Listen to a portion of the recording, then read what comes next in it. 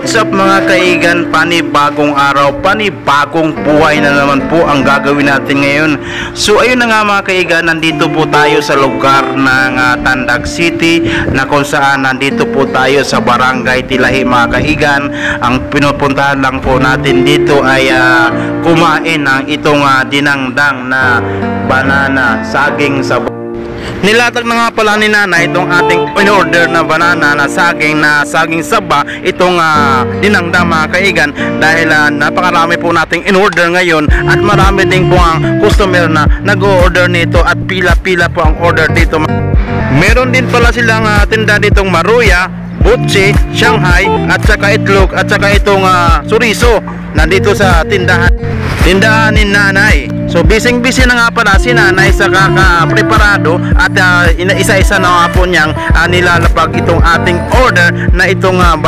banana na saging saba nga mga itong tinatawag nilang dinangdang. So while tayo nag-aantay po ng ating order, dahil niluluto po at matagal-tagal din po ito maluluto itong ating in-order, dahil napakarami po nating in-order ngayon mga kaigan. So meron din nga pala dito sila na ito nga po pala ay hindi lamang po ito tindahan ng dinangdang, kundi meron din po silang tinatawag nitong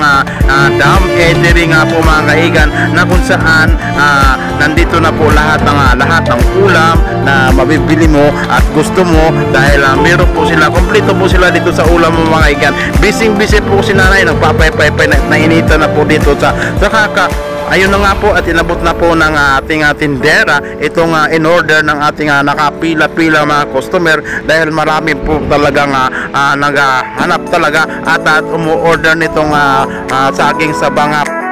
Andito pa rin pala ako sa tindahan ni nanay dahil inaantay ko nga pala maluto yung aking in-order na saging saba. So busy pa rin si nanay sa baliktad na itong sinugba na saging saba mga kaigan, dahil matagal-tagal din po pala ito maluto itong ating in-order, dahil kaya tayo while tayo na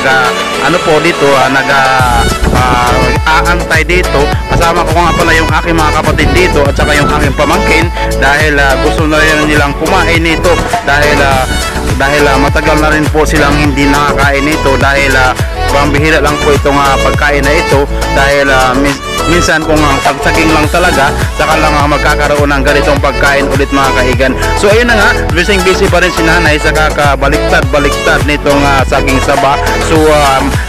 ito na nga pala, nandito nga po pala, hindi lang po tuso saging saba ang tinda dito mga kaigan. Meron din po sila dito ay tinatawag na restaurant nga po mga kaigan, at pwede rin po kayong kumain dito sa kanilang tindahan, at may matching restaurant nga po pala dito sa kanilang tindahan ko mga kaigan. So ayun na nga, bali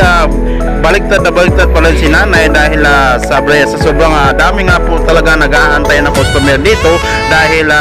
masarap nga po talaga dito ang saging saba nga po, na